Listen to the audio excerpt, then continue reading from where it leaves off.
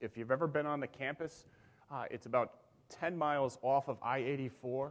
Its total campus is somewhere, and we're not even sure, somewhere around 10,000 acres. The main campus is 4,000 acres, and then we have a forest. And because it's all state property, no one really knows where the property lines are, and no one's ever done an actual survey. It is strange for me. I grew up in New York City. I lived in Boston for the last, 3 years ago I moved down to UConn. I live just outside of Boston. It is a strange place to be. There is very few sidewalks and streetlights. There is one street red light in the middle of town. And Storrs Center was just built 2 years ago. So there's finally a place to go shopping right, close to campus. And again, if you're not familiar with the campus, everything was 20 minutes to a half hour away. Very rural. So facilities operations and building services at UConn, we are the skilled trades, minor maintenance, landscape, business services. We're also call before you dig, and we have a small renovations department that does about $8 to $10 million worth of work a year. We're 12.5 million square feet. We have 450 maintained acres, and as I was just saying, this excludes the farms and the Yukon forest. When you pull onto campus, the first thing you see is the dome of Gamble Pavilion in the background, and to the left are the farms where we have somewhere around 600 head of cattle and a fantastic dairy bar. We have a 27 megawatt cogen plant on campus. We have 47,000 feet of linear steam piping underground, which all needs, I'll talk about that in a little bit, all needs to be replaced. We produce, we're so rural, we pump our water out of wells about 3 miles on either side of campus. And hopefully this summer we'll have a cross connect to a public water supply coming onto campus. It's about a 20-mile run with a new pipe. Our wastewater protection facility is 3 million gallons a day. And the reason why it's twice of that is because we have so much I&I into our system. And we have 12,500 residents on campus, but we also are the public water and sewer for the town. Now, it's a rural town. We have about 4,000 residents that are on our water and sewer system. Very little of our power goes to them, but some steam does go off campus. So a little bit of a timeline from 2014 until really looking at the future and where we were. University hired McKinsey. It was mentioned earlier today. McKinsey came in, did a report. They made some recommendations on some restructuring of the department. There were 2 facilities departments on campus, one for the residential life group and one for the academics. There were the academic buildings and athletic buildings were managed in a zone concept. At that point, when the report was done, they were interviewing for a new AVP, myself. And the McKinsey report said you could save $4 million if you merge the 2 departments together and make it successful. The trustees requested a 5-year plan for the implementation, and then in 2013, I was hired in September, and I'll talk about how the report really didn't recognize all of the problems that were there. There's no pointer on this, but that's the org chart at the bottom when I first got there. And is this a pointer? This was the budget person. and I'm not kidding. It was, if there was a light out, you had to call the central utility plant to get it fixed. It just, the electric shop reported to the utility shop. Now that makes sense in some ways because the high voltage guys, but it didn't make sense from a day-to-day operations. There were a ton of personnel issues, and I'm not kidding. When I first started, they dropped off a stack of investigations this high, and the Office of Diversity and Equity was looking into issues with racism. Law enforcement was looking into 2 death threats, active death threats. There is currently a person doing time. We had labor relations and human resources in-depth involvement. I have 3, soon to be 4 unions reporting to me. There's 475 people in the department. 470 of them are in a union. So there's 5 of us, and I'm one of them that are not in a union. I work at the will of the state. It was an unproductive dynamic between our workforce and facilities. There were 5 of me over a 12-year period. So they just kept churning through people. And really just, I don't say messing with it. No one ever went in and just looked at it and said, this is just running wrong. They just tried to keep running it the way it was. And then we had an inconsistent appearance. Even the uniforms that the guys wore weren't uniform. I mean, guys with white shirts, blue shirts, green shirts. I mean, it just was not a professional department. Like your dream job. Yeah. So in order to order something, you had to fill out an ROS form, which was a requisition on stores. And basically, you had to go get a proposal and write everything that was on the proposal onto a form in quadruplicate. Each piece of that paper was saved, and there are 4 file cabinets for each one of those. But you had to go ask the budget person, remember the person on the org chart, if you can order that motor. That's how hard it was to buy something. It took 2 to 3 weeks just to get a PO.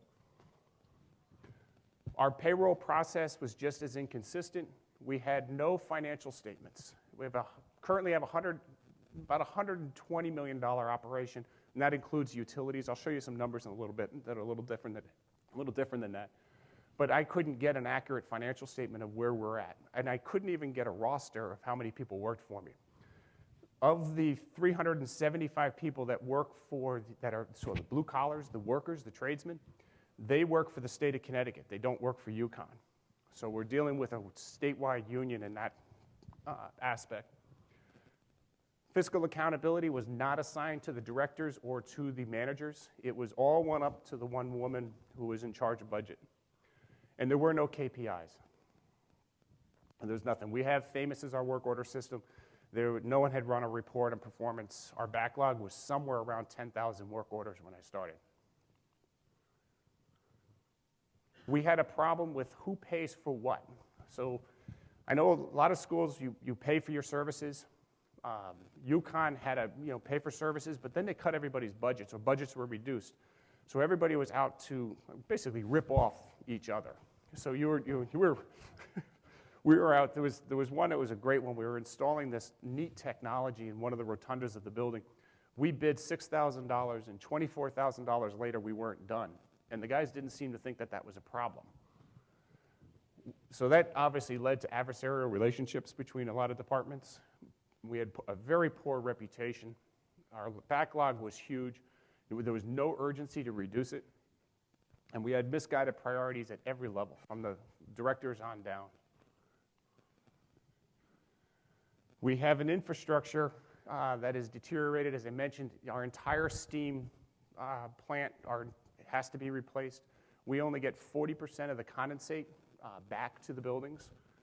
We have 2 lakes on campus, neither freeze, so you can't go skating even when it's 0 out because the amount of condensate that's dumping into our storm system and going into the lakes. Our I&I is twice our water use. We have 5 primary electrical outages, primary electrical circuits on campus. When I was being interviewed, they told me one of my biggest problems was power outages. I'm like, power outages? We generate your own power. How can you, but no one's ever opened the manholes and looked in them to see what condition they're in. I mean, this is basic stuff. I think we all in here do this. This here is a manhole lid, and this, on February 4th, this manhole exploded, and I'm not kidding you, there's about 6 of us. We were standing next to it. It is right here next to our new League Platinum building. Here is our student union, Gamble Pavilion, the main road going through campus. We had people up on the roofs looking for the lid. The manhole blew up again about a month later. There was 2 circuits in there. Both circuits deteriorated.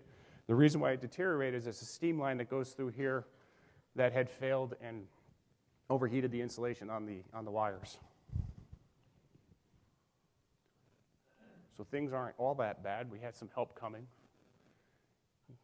Part of the changes that we made on campus when we came in is we started to recognize that the best way to promote the crews is to make it sure that it's all about them. Let's get them all into uniforms. Let's get them, wearing the right proper safety equipment. Let's recognize them for what they're doing and how hard they're working. John here was up on a roof shoveling snow. We had 3, if anyone's from the Northeast, last winter was pretty rough. 3 consecutive Sundays we had blizzards. On that third one, we didn't have enough people to show up to help shovel.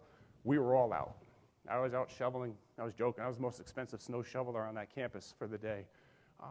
But we're all out there trying to help each other now. Our backlog is currently right around 2,000 work orders. We brought it down from 8 to 10,000 down to 8.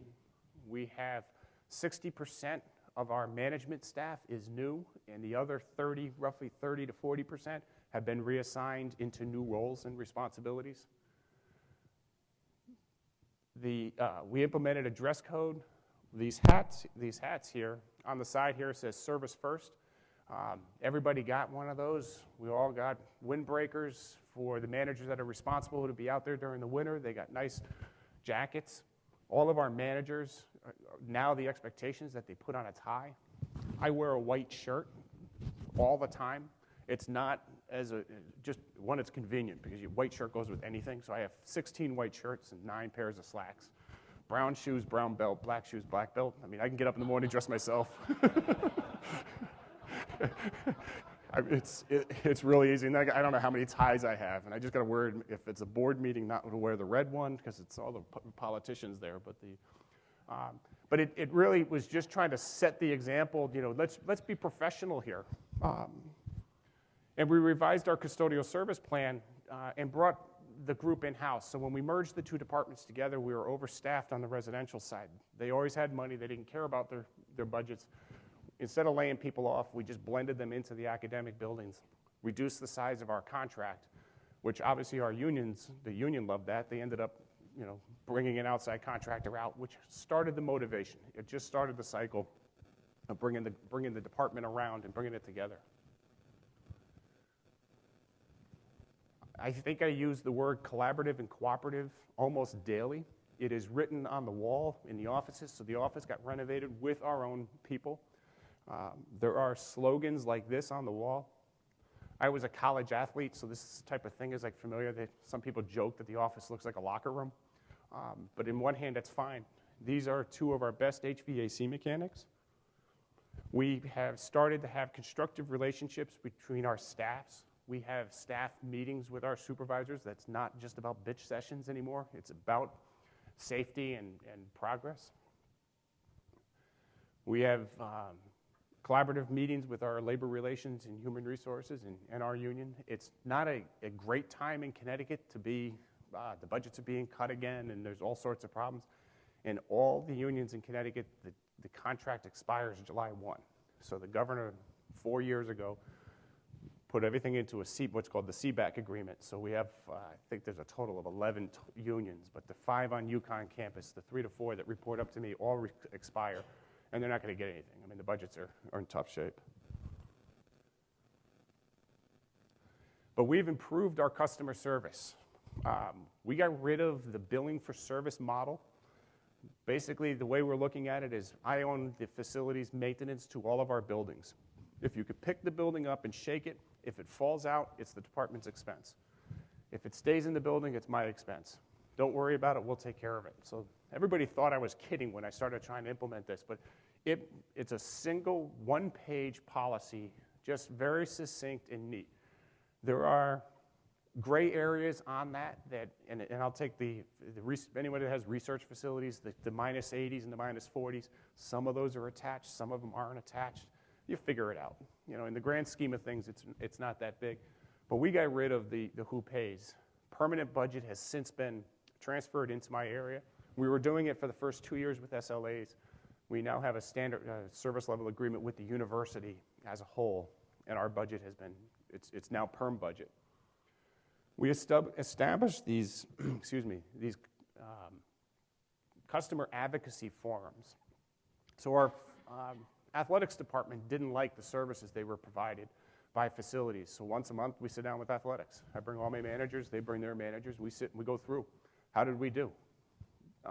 We do that with fine arts, with our performing arts, the sciences, student affairs, residential life, dining, athletics. The meetings to the guys, they hated them when they first started because you went and you got your butt kicked. You went and you listened, you go through the backlog, and the backlogs were big. You go through, you you're going through and you're reviewing the basketball game, and you're finding out that our guys were sitting and not, picking up the trash during the game. Well, now they're fun. I mean, now you go to these, it's more collaborative. You go, they're only a half hour long. It's much more productive than we were a couple years ago. We put up dashboards in all the shops, and they rotate everybody's data down to the person. How many work orders did Bob get done today? How many did he get done this month? It was controversial when I first did it. Everybody thought we're going to hold everybody accountable, and I was like, well, yeah. I mean, isn't that what management's job is? So these dashboards, there's a series of these screens throughout that just constantly rotate. On a snowy, rainy day, or snowy day like today up in Connecticut, it has the weather forecast, and the radar will be flowing. Tonight, on those screens, tomorrow night, the women's basketball game will be up on those screens. But for the most part, these dashboards just showing the different data for each group. We also launched a mobile app for the students. So I have, my twins are 19 years old, they're sophomores, they're 20 now, are at UConn. And the first weekend they were there, my daughter wanted to put a work order in because her doorknob in her room was broken. And she wanted to know where the app was. And I was like, well, Annie, you just called extension 9000. And I feel like a bad parent when I say this. She didn't know how to dial a phone number with her phone if it wasn't in. And I said, it's 486-9000. So, of course, she's from Massachusetts. She's going to school in Connecticut. She dials 508-486-9000. She gets some other, non-UConn number. So we put together an app that's actually pretty slick. With using our GIS and GPS technologies on campus, it locates you automatically. Your description or your issues are already pre-filled out. You just pick what it is, and you hit submit. And we're getting somewhere in the tune of 10 to 15,000 work orders from our students now through the mobile app. We've streamlined our payroll. The employee used to have to fill out this form, and then he had to fill out a summary sheet, but he also had to fill out his work order every day on what he did. It just, I don't know why. It was all for the billing. I'd like to go back. It was also we can bill people or rip people off. So we got rid of that. We got rid of the ROS form. We now let the employees go right online. There's kiosks in the shops. They just go right online. They just order their parts. It's just like Amazon.com. This was technology that UConn already owned. Our financial reporting, we now all get a report every month. I got it this morning. I was looking at it about 20 minutes ago before this meeting. But the accountability of the budget, when we were setting the budget, a few of you, I'm looking at Dennis and Don, I was at Boston College for 10 years. When I was setting the budget, I was going, okay, it's about 30% bigger, and I knew HVAC there had 600,000, so give them 750, 800,000. I mean, that's how I set the budgets when we got to UConn. It wasn't based on anything. So we're in a process now of going through and really determining how much money is necessary. And we've started using we use a firm, FEA, I think it is. And I'm not plugging them, they're helping us with our asset collection and our tagging of assets. There was none. We had, I can't tell you how many air handlers, how many boilers. The central utility plant was well tagged, but the rest of campus is not tagged. And we've started investing into our infrastructure. The sewer plant has 2 carousels. It's a happy term for a sewer plant. By law, you have to have a redundant system. One of them has been broken down for 4 years. We finally have it running. We have 178 electric manholes. We've now inspected half. We have to get into all of them by the end of the summer. Our steam infrastructure, we have 47,000 linear feet planned. We've done 3. This summer, we're doing about 9,000 feet. And there's nothing attractive. We joke, no one goes to a ribbon cutting for steam lines and sewer lines. We have new chillers and cooling towers, Gamble Pavilion, and our cogen. So everybody's familiar with our basketball program. Gamble's where we play basketball. It's dome. If you're familiar with it, it's a dome. Needs to be rebuilt. It's something like 75,000 triangular pieces. And this summer, they're going to be taking down one piece at a time, recoding them and sending them back up. But it's 25 years old and no maintenance had been done to it. So it's received a new lighting system, new controls, new cooling towers, and now new chillers. And we have an ESCO program that will start this summer. It's a $28 million program to replace about 3,000 feet of steam and do another 15 to 16 energy conservation measures, which helps pay for the steam.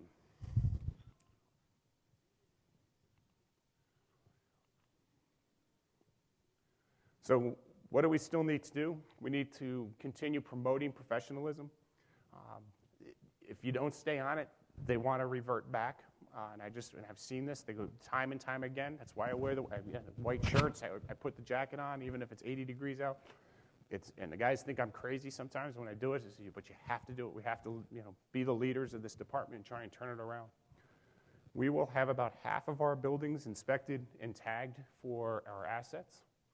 We will continue to promote open communications. We have to talk with the unions. We have to have those conversations, make sure that they're working with us, not against us. We need to continue having these meetings, even though they're getting better with our planning and this is PAYS as Planning, Architectural Engineering Services. Actually, the E is now, they moved it over to me, so they're just PASS. Student Affairs, Athletics, Public Safety, Animals Research Facilities. So we're an ag school. I don't know who else is from an ag school. We got those cows that you can lift up the flap on the side and look at the stuff inside. Kind of neat. But having those relationships with them was also important. And we have partnerships with our Connecticut technical schools, and we're starting an apprentice program.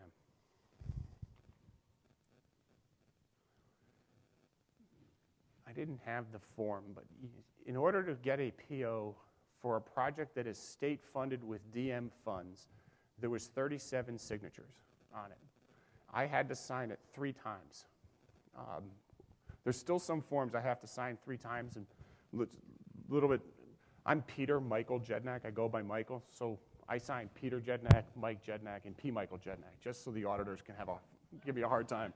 It's just silly. The form is silly, but you can't fix everything right away. We have automated our capital funds. We've integrated. We're looking at, and we'll have hopefully by the end of the summer, an integrated operations center. So the 2 facilities departments each had a call center. Our busing, parking and transportation has a call center. We have our own 911 center on campus, but then the police also have a operations center for all the non-911 calls, escort services. We run a drunk bus back and forth to the hospital. We got to go pick up the kids. So we're going to merge those all into one call center. So you have one phone number to call if you have something wrong at UConn.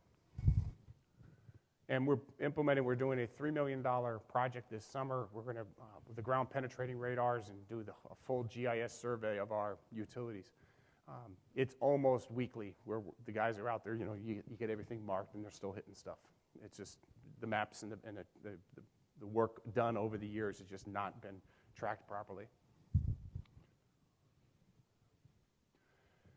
The organization is now more mature.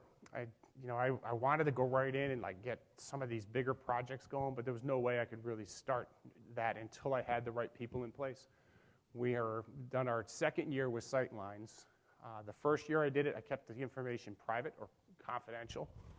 We're a public institution, so I can't do that anymore. But we're going public with that information and what our backlog is. Our building condition assessment will be started this summer.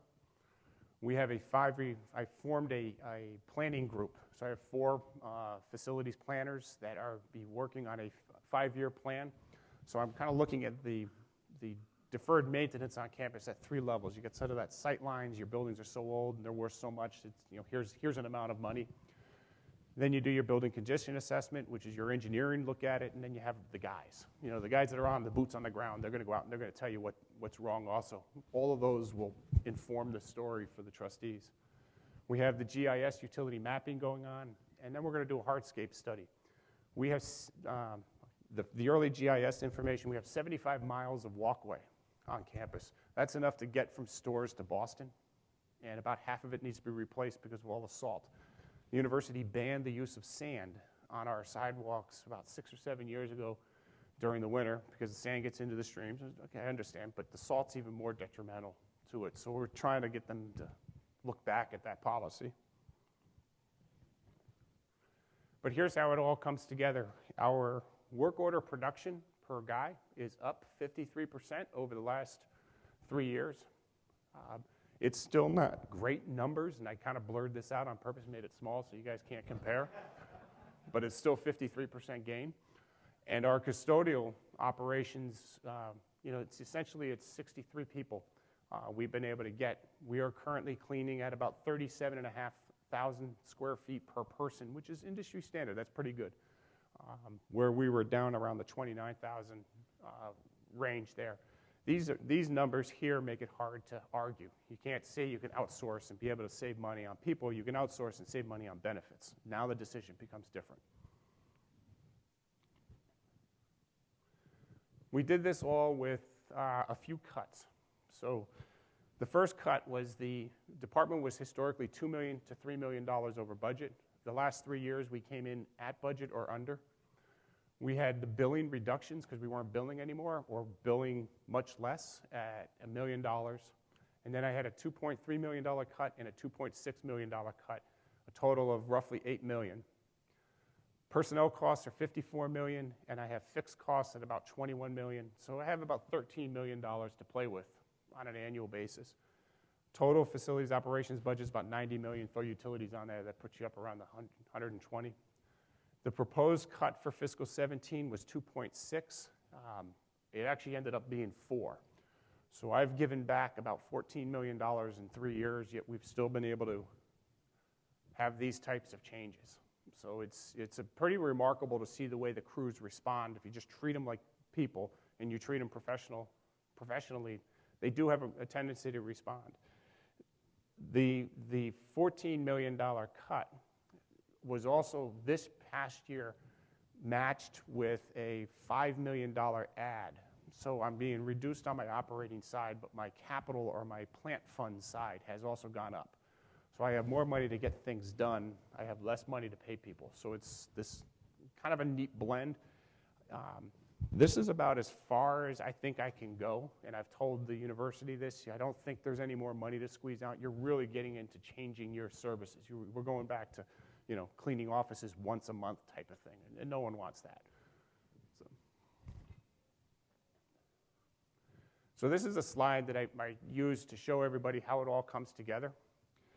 There was a water main break outside the building in the back here, and it's dark, is an engineering research facility.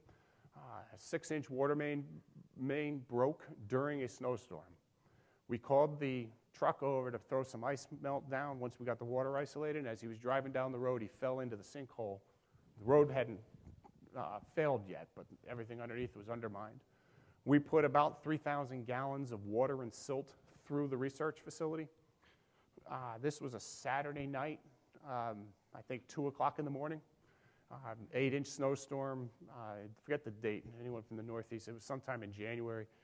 That was Saturday night into a Sunday morning. We opened. It was January 25th. I'm sorry. We opened the building Monday morning for classes. A couple of dehumidifiers running. There was a couple areas where we still had a little bit of cleaning to do, but our utility group, our landscape group, our trade group, our project group, and then all of our management team all showed up. We had the pipe fixed, we had the road backfilled, we had the building cleaned up within 24 hours. I mean, it's a pretty amazing feat. So in the beginning, I was talking about how the trustees wanted to do this in 5 years. We really have done this in 3. We still have more to do, and my fear is reverting back, that there'll be some especially if the negotiations with the union don't go well. I mean, if it's out of my hands. When I was working in Boston, the contract was with the university, so we were able to negotiate directly. In this particular case, the contract's with the state of Connecticut, so if it doesn't go well, they'll take it out on UConn, not on the state. So that'll be a tough thing. But this is our award-winning chemistry building. It's absolutely gorgeous. There's a new engineering building going up right here, and here is some of the new steam line that's going in. So it's sort of a great image of what's going on campus. I will add that our campus is going to look like this for the next 4 or 5 years. We currently have 5 buildings in construction, $550 million for the 5 buildings. We have another $500 million in planning. The state did it. It's called Next Gen Connecticut. It's a $1.6 billion revitalization of the UConn campus. So when they were pulling this all together, we all knew this was going to be part of what the campus was going to look like. We've got quite a bit to do, though, and one of the reasons why we went with the ESCO program is even with $1.6 billion of money coming in, it wasn't enough money to get all the infrastructure done. So we are going to continue working with the infrastructure. We are looking at, we're out to bid for a new CMMS. I don't know who the finalists are. We're going to continue working on our mobile apps. We have it now for the students to use. We're going to roll it out to the academic administrators across campus. I would like to see our workers get to the point where they're working off of the mobile app or mobile technologies.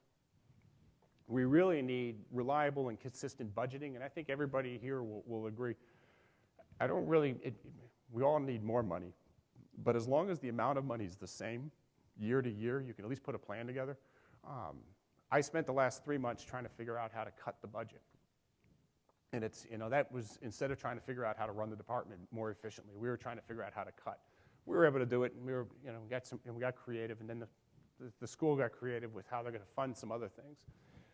The collective bargaining agreements are all coming due, and for me, this is our workers, the administrative staff, and the managers are the 3 big ones for me. And then I have a small group of security, the locksmiths. The 5 locksmiths are in a security union. And then if we have the police, our grad students are now UAW, and the faculty I think we're all in the same boat with the faculty. So, and staff development is another big piece of where we're pushing education and safety with our staff. So that's the story.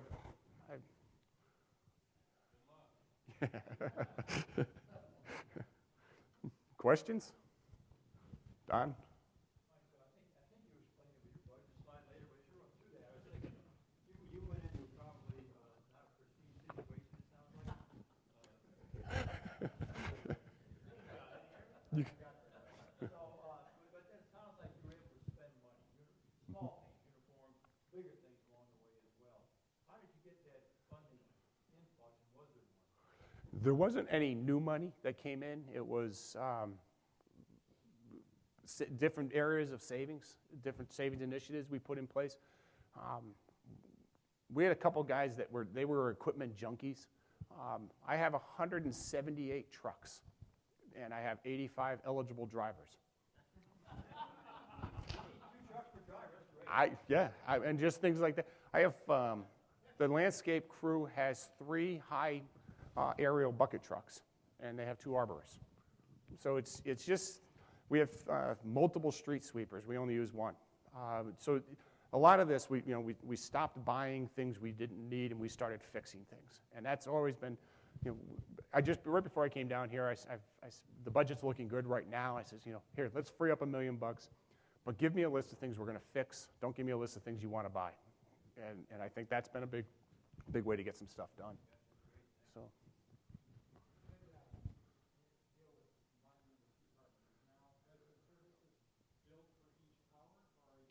No. The original agreement was a $35 million or $37 million service level agreement, and it was very prescribed. It was this menu of you're going to get so many new mattresses a year, and you're going to get so many new lounges painted, and we got rid of that. What we tried to do is just blend the 2 departments together, and the big sales thing was during the summer when the res halls need most of the work, you can have most of the workforce from the other side. We'll come over and get your place ready. And then at the end of the summer, when the res halls are full and you're just cleaning the common areas and the bathrooms, I need that workforce over in my classroom buildings. And that was sort of the motto that I was pushing. It took a couple years and a lot of those facility advocacy meetings to go through and get through the hard conversations. And we're still painting the lounges. We're still buying the furniture. The budgets are still being reduced, but it's now a much better relationship between the two departments. There was one union rule. 5 minutes or 10? 8? Okay. On the store's campus, an employee was not allowed to be transferred from one location to another, and a location was determined to be a building. So we have some buildings, like one building houses my 2 kids live there, has 1,800 students living in it, but it's actually 14 individual buildings connected together. So during the summer, that person is literally hanging on the end of a broom. So we negotiated with our union, let's get that waived. Let's get them over, and we'll add a few people to your staff. It took a bunch to get there, but it worked. We don't, yep. And then and the way I look at it, it's my responsibility to make sure the buildings are maintained. So, the old residential life facilities department was very good at building envelope work and very good at the finishes work. They were not good at the mechanical. So when you look at our res halls, our problems, they walk in the buildings, they're clean, they're neat, they look good, they're old and stuff, but you open up the mechanical rooms and they're a disaster. I mean, so we don't leak that badly, but we can't keep the heat or the air conditioning on.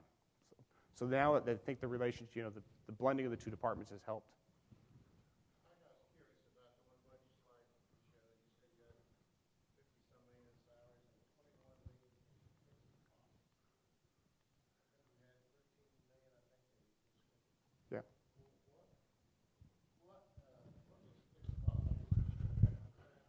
Cleaning contract, landscape contract, yeah, mostly contracts. Refuse, yep, haulers, refuse. Water, I don't even know the chemicals they use in the water system, but we spend about $1 million a year on our water quality. So, and by the way, if you ever want to run a public water supply, let me know. I'll be happy to give it to you. So just on that side, we run so the 2 well systems come in, they go into a 6 million gallon reservoir, capped reservoir on campus. Our marching band marches on top of that, believe it or not, which causes turbidity to the water, which we're still trying to determine whether it's safe for them to even be on it. But now the Connecticut Water is running a water line, and they're going to tie into our system. So when you test for water for public health that comes from wells, it's one type of test. When you test for water that comes from a reservoir or groundwater, it's a different set of tests. Well, it's all getting blended into the same reservoir. We now have to perform both tests, and yeah, we have, yeah. And that all goes back, that was a pH issue, and we're watching our pH very, very much, so.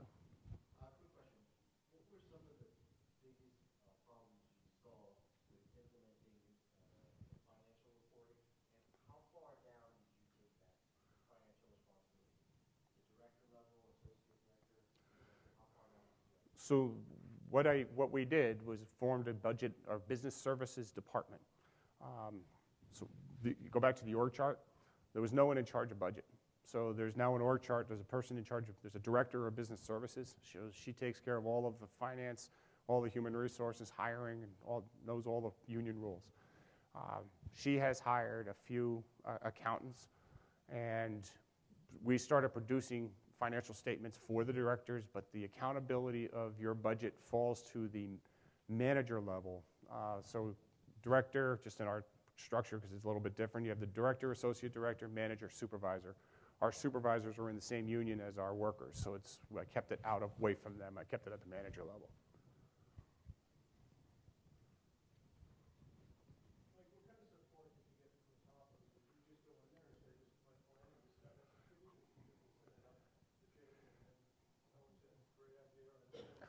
I was told that I had a problem when I was hired, but they didn't tell me how bad. I will say, when I interviewed, the first interview was a Skype interview, and I've had trouble with my elbows since I got out of college. So the little camera on my desk failed. So I was like, well, I'm not going to get that job. My cell phone rings, and so I finished the interview on my cell phone, and I'm trying to hand it back and forth because my hands go numb if I hold my hands up to my head. So at one point, I'm on the phone with the president of UConn in my office at Boston College with my head on my desk, like trying to keep my, I still got the job, so it's, but it's, we're going back to like what the accountability, and the university hired me and they just said, go at it. And they just, every step in, in the support that I got from labor relations, from the Office of Diversity and Equity, from the president, has been fantastic. And I meet with her every month. So.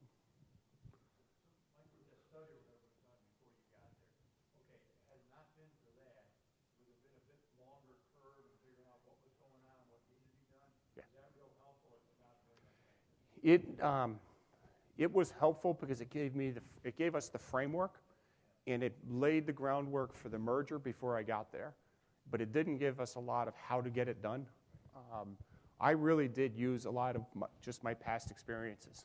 I just, I had great people. I mean, the people I had at PC. I mean, there's some great people there. I just took that structure and just said, let's try it here, and it worked.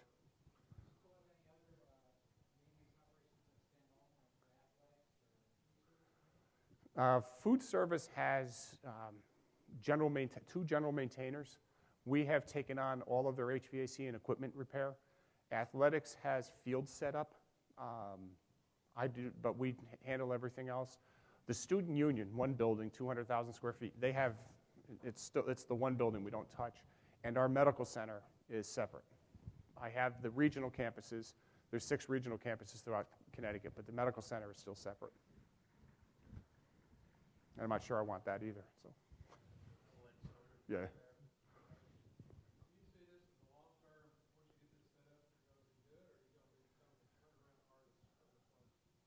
I don't know that I want to do it again.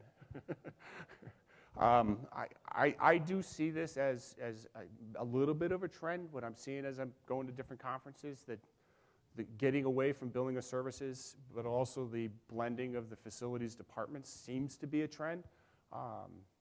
So I think it's a move in the right direction. It's been fun. It's been interesting for sure. So. Thanks.